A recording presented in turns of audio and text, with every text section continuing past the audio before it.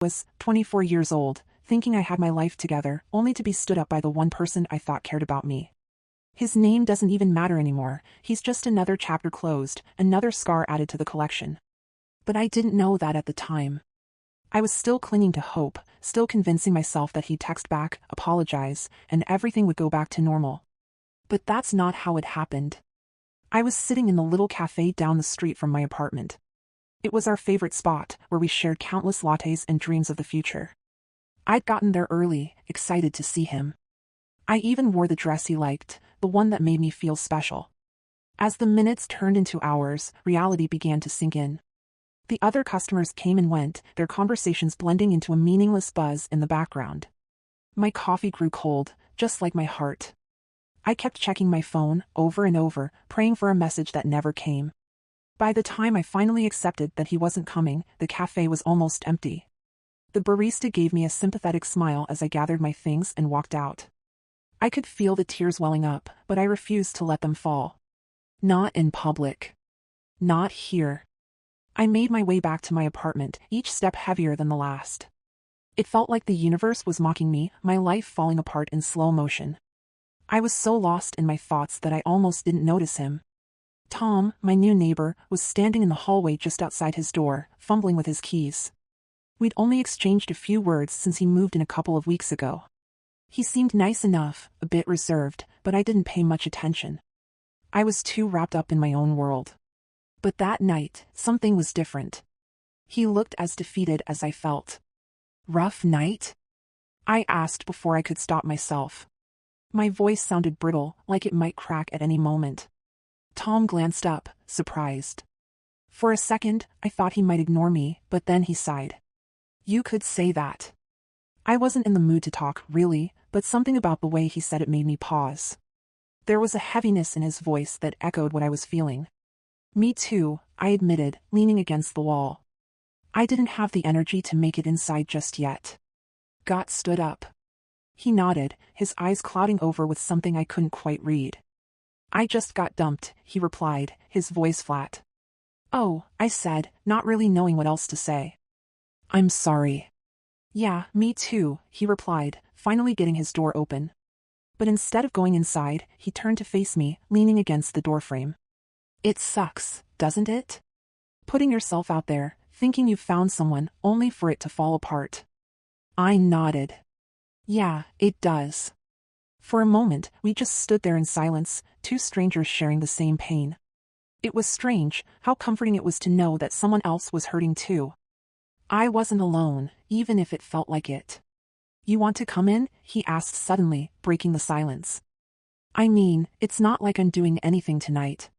We can be miserable together. I hesitated. It wasn't like me to hang out with someone I barely knew, especially a guy.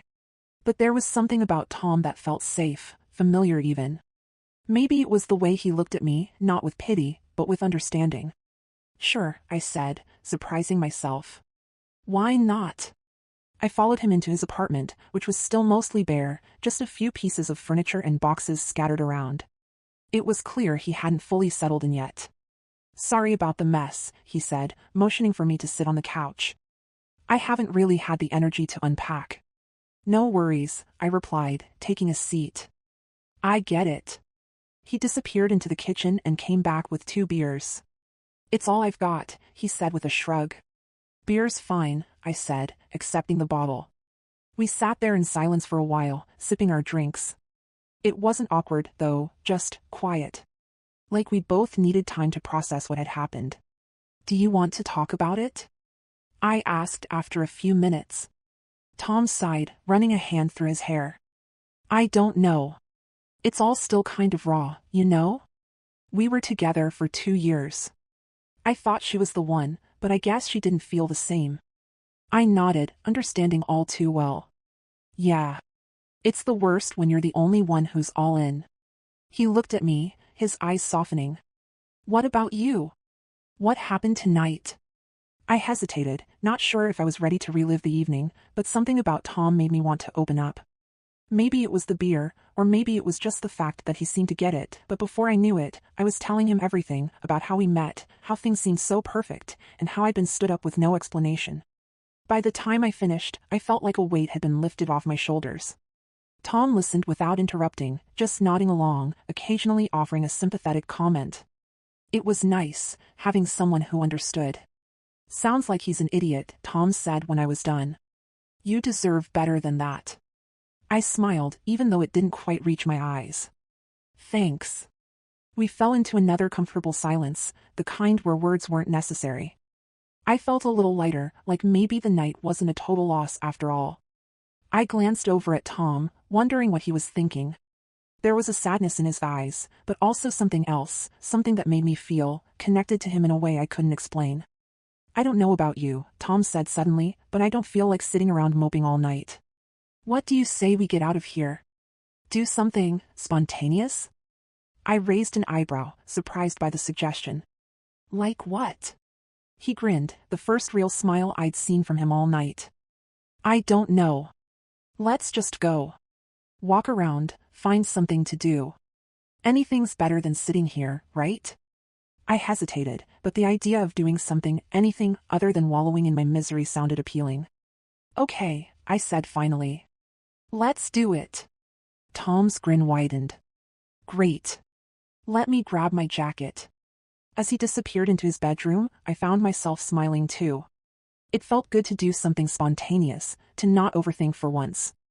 Maybe tonight wouldn't be so bad after all. When Tom came back, we headed out into the cool night air, the city buzzing around us. I had no idea where we were going, but for the first time in a long time, I didn't care. All that mattered was that I wasn't alone. We didn't have a plan, which was part of the excitement. Tom and I wandered through the city streets, talking about anything and everything. It was strange how easy it was to open up to him, how comfortable I felt even though we'd only just met. Maybe it was the shared heartbreak, or maybe it was just that Tom had this way of making me feel at ease. So, what do you do? I asked as we walked past a row of closed shops. I'm an architect, Tom replied, taking a sip of the coffee we'd picked up from a late-night stand. I moved here for a job, but I haven't really had a chance to explore the city yet. An architect, huh? That's pretty cool. He shrugged. It's all right. What about you? I'm a graphic designer, I said. I work for a small marketing company. It's not as glamorous as being an architect, but I like it. He smiled. Sounds like you've got the creative gene. Yeah, I guess you could say that. We continued walking, the conversation flowing easily. It was nice, getting to know him without the pressure of expectations or the weight of our respective breakups hanging over us. Ever done anything crazy? Tom asked after a while, a mischievous glint in his eye. I laughed. Define crazy. I don't know, something out of the ordinary. Something that makes you feel alive. I thought about it for a moment. Not really, I admitted. I mean, I've done spontaneous things before, but nothing that would qualify as crazy. He stopped walking and turned to face me. Well, tonight's the night then. Let's do something crazy. I looked at him, intrigued. Like what? He glanced around, as if searching for inspiration. Then his eyes lit up, and he grabbed my hand. Come on, I've got an idea. We ended up at a park, the kind that was probably beautiful during the day but felt a little eerie at night. Tom led me to the swings, and I couldn't help but laugh at the absurdity of it all. Here we were, two adults, swinging in a park like a couple of kids. This is your idea of crazy? I teased, though I was secretly enjoying it. Hey, don't knock it, he said, pushing himself higher.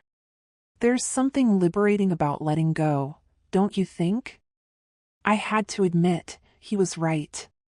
As I swung back and forth, the cool breeze whipping through my hair, I felt a sense of freedom I hadn't experienced in a long time. It was like all the worries, all the heartache, were being left behind with each swing. After a while, we slowed down, our feet dragging on the ground. Tom jumped off his swing and landed with a laugh. Okay, maybe that wasn't the craziest thing, but it was fun. I smiled, feeling lighter than I had all day. Yeah, it was. We wandered through the park, talking and laughing like old friends. It was amazing how quickly the awkwardness had disappeared, replaced by a genuine connection. I found myself drawn to Tom in a way I hadn't expected. There was something about him, something that made me feel safe. But it was more than that. I felt alive with him, like the night held endless possibilities. At some point, we ended up at the edge of the park, overlooking the city. The lights twinkled below us, casting a soft glow over everything. "It's beautiful," I whispered, leaning against the railing. "Yeah," Tom agreed, his voice soft. "It really is." We stood there in silence, just taking it all in. I felt his presence beside me, warm and comforting, and I realized that for the first time in a long time, I wasn't thinking about my ex. I wasn't thinking about the pain or the disappointment. I was just here, in the moment, with Tom. "Thank you," I said suddenly, turning to look at him. He glanced at me, surprised. "For what?" "For tonight," I replied. "For making me forget, even if it's just for a little while." He smiled, and there was something in his eyes that made my heart skip a beat. "You don't have to thank me. I'm just glad we ran into each other." We stood there for a while longer, neither of us wanting the night to end. But eventually, we knew it was time to head back. The walk back to our building was quiet, but it wasn't an uncomfortable silence.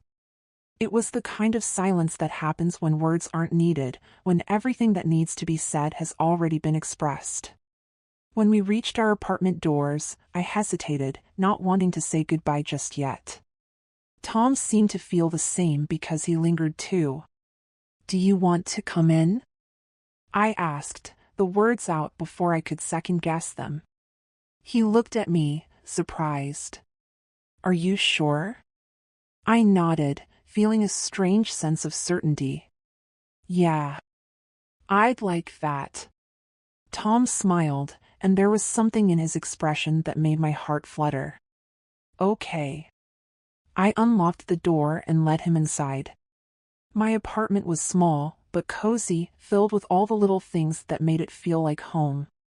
I suddenly felt self-conscious, wondering if it was too messy or if he'd noticed the stack of dirty dishes in the sink. But Tom didn't seem to care. He just looked around, taking it all in. "It's nice," he said, and I could tell he meant it. "Thanks," I replied, feeling a little more at ease. We sat down on the couch, and for a moment, I wasn't sure what to do next. It was one thing to invite him in, but now that we were here, the reality of the situation was starting to sink in. "Do you want another drink?" I asked, trying to break the tension. "Sure," he said, but his voice was soft, almost hesitant. I got up to grab a couple of beers from the fridge, my mind racing. What was I doing? Was this a mistake? But when I turned around and saw him sitting there, looking so vulnerable and yet so right, I knew I didn't want him to leave. I handed him a beer and sat back down, closer this time. Our shoulders brushed, and I felt a spark of something I couldn't quite explain. It wasn't just attraction, it was something deeper, something that scared me a little because it felt so real. "Tonight was fun," Tom said, breaking the silence. "I needed it." "Me too," I replied, looking down at my hands. "It's been a while since I've felt like this." He turned to me, and I could feel his gaze on my face. "Like what?" I hesitated, searching for the right words. Like I'm not alone."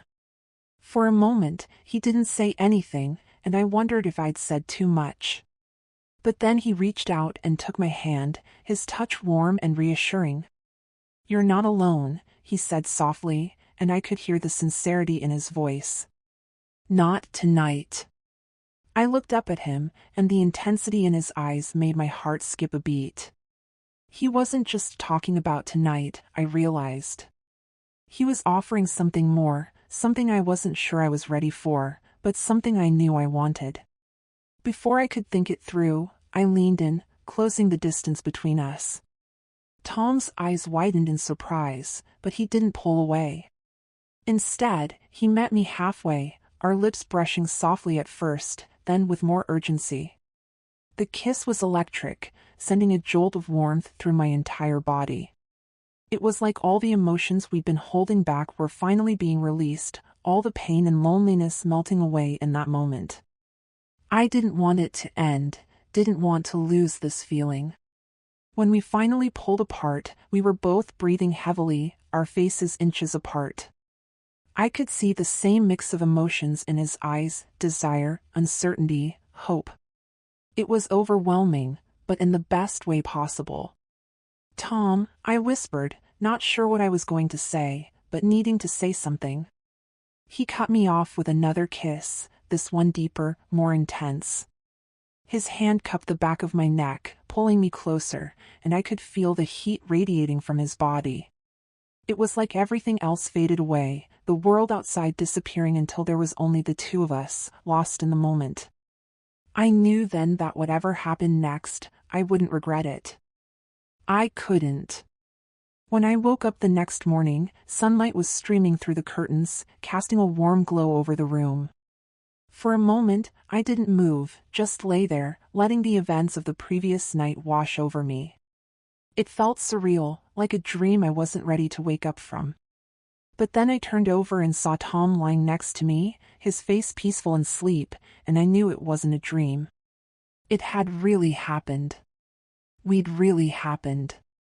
A mix of emotions flooded through me: happiness, fear, uncertainty. What did this mean? What happened next? I didn't have any answers, but I knew one thing for sure: I didn't regret it. Not a single moment. I watched Tom for a while, my heart swelling with something I hadn't felt in a long time. It was too early to call it love, but it was something close, something that made me want to explore whatever this was, to see where it could lead. But as much as I wanted to stay in that moment forever, reality was starting to creep back in. The doubts, the questions, the what-ifs. What if this was just a one-time thing for him? What if it complicated everything? What if? Before I could spiral any further, Tom stirred, his eyes fluttering open. For a moment, he looked disoriented, like he was trying to remember where he was. But then he saw me, and a slow smile spread across his face.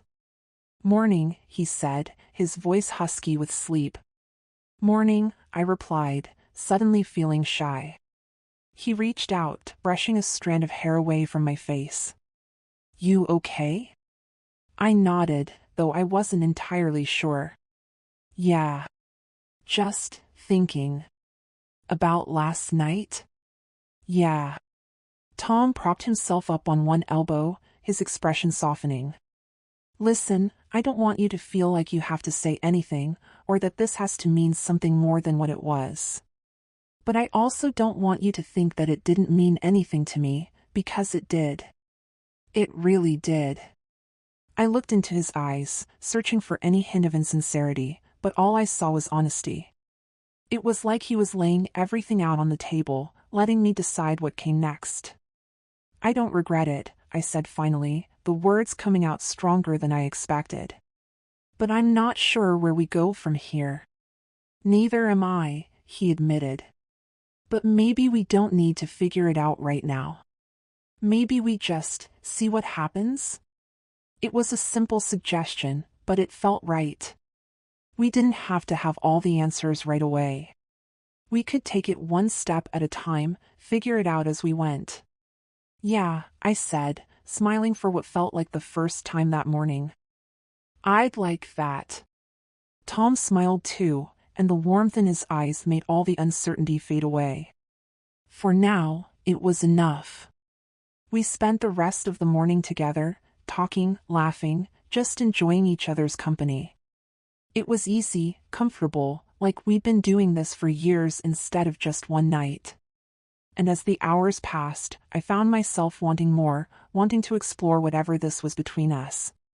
But eventually, the time came for Tom to leave. He had to go to work, and I had things I needed to do too.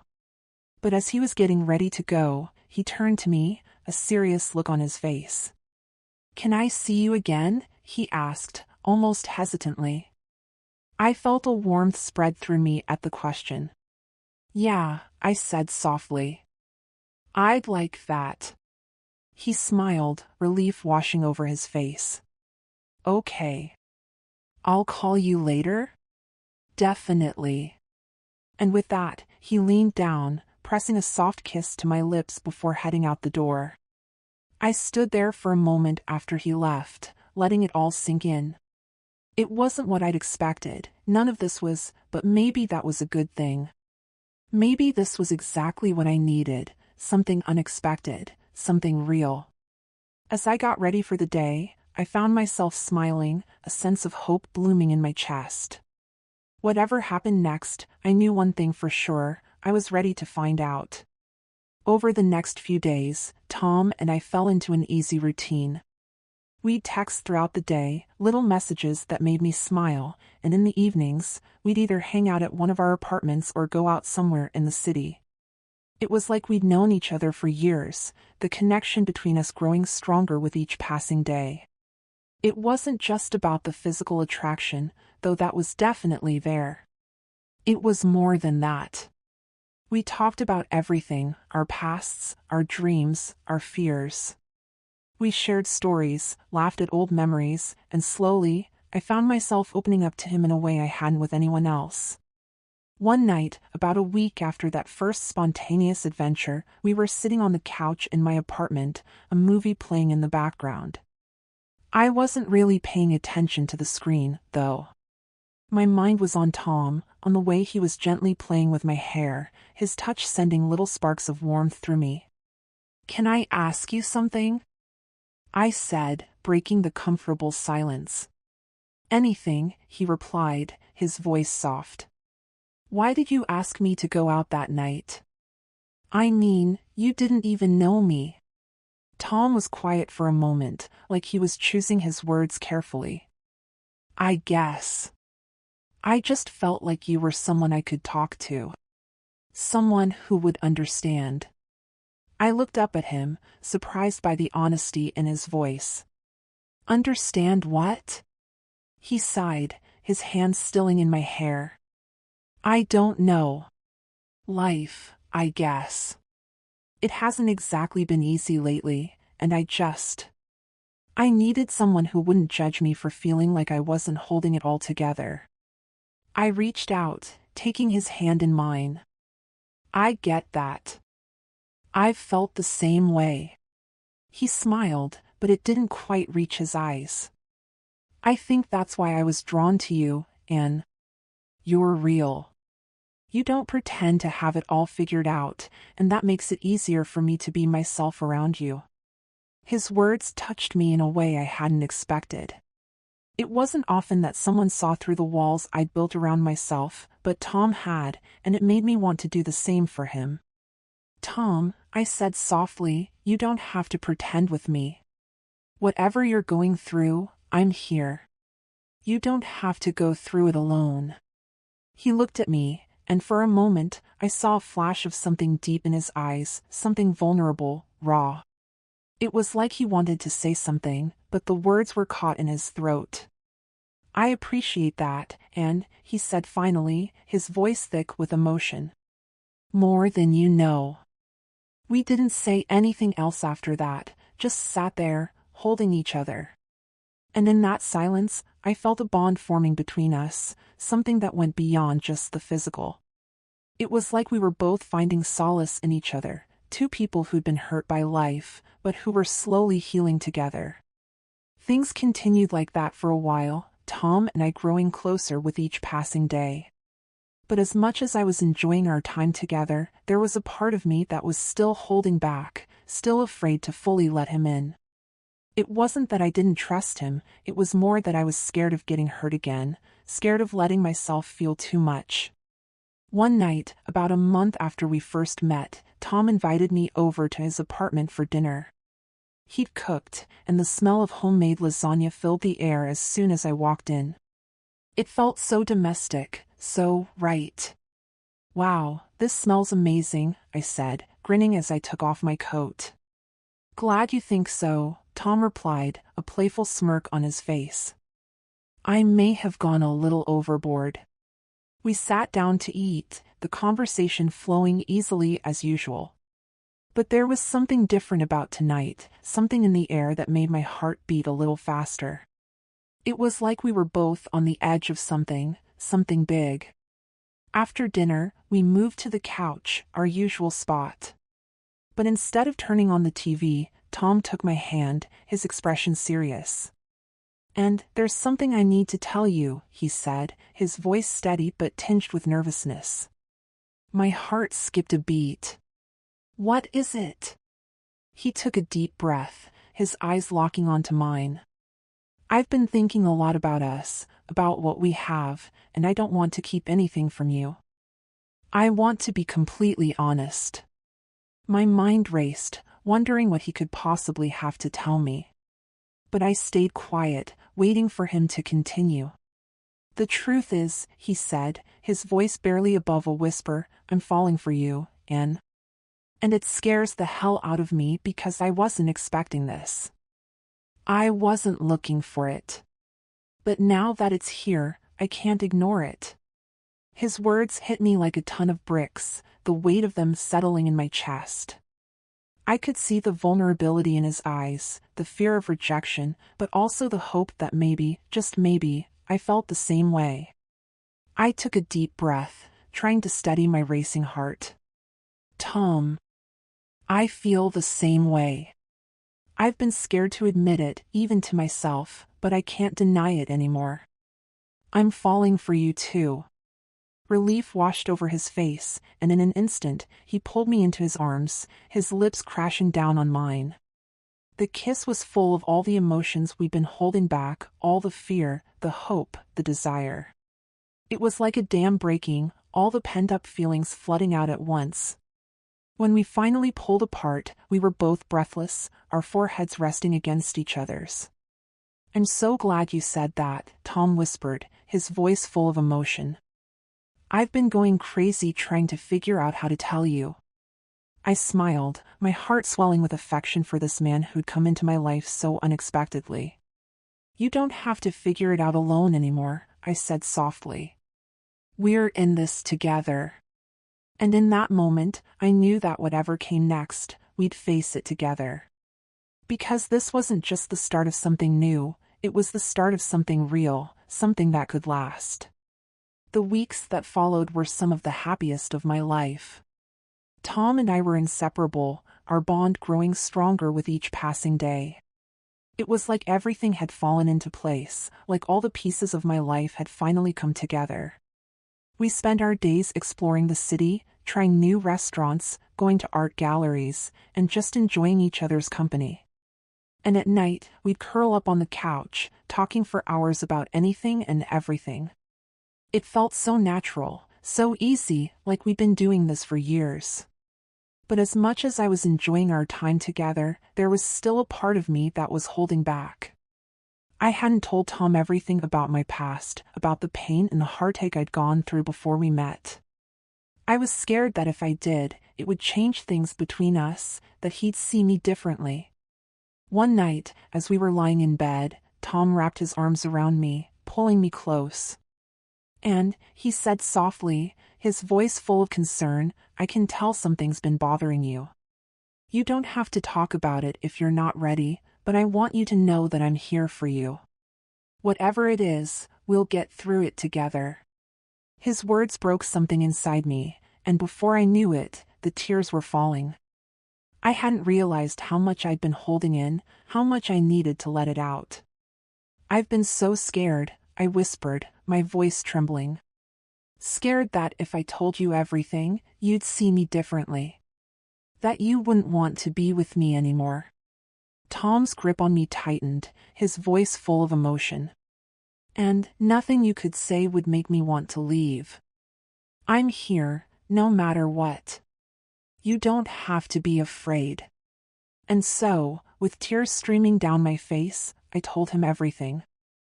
I told him about my past relationships, the heartbreak, the betrayal, the pain that had shaped me into the person I was today. I told him about the walls I'd built around myself, the fear of getting hurt again, the struggle to let people in. When I was done, Tom was silent for a moment, his hand gently stroking my hair. I could feel the tension in the air, the weight of everything I'd just shared hanging between us. But then he spoke, his voice full of love and understanding. "And I'm so sorry you had to go through all of that. I can't imagine how hard it must have been for you. But I want you to know that I'm not going anywhere. I love you, and I'm here to support you, no matter what." His words took my breath away, and I felt a warmth spread through me, melting away the fear and the doubt. He loved me, despite everything, despite my past, despite my flaws. And in that moment, I knew that I loved him too. "I love you, Tom," I whispered, my voice full of emotion. "I love you so much." He pulled me closer, his lips brushing against mine in a soft, tender kiss. "I love you too, Anne. More than you'll ever know." And as we lay there, wrapped in each other's arms, I knew that this was the beginning of something beautiful. A new chapter in our lives, one full of love, hope, and endless possibilities. Whatever the future held, we'd face it together, hand in hand, heart to heart. Because in the end, it wasn't the heartbreak that defined us, it was the love we found in each other, the love that made everything else fade away. And that was something worth holding on to, something worth fighting for.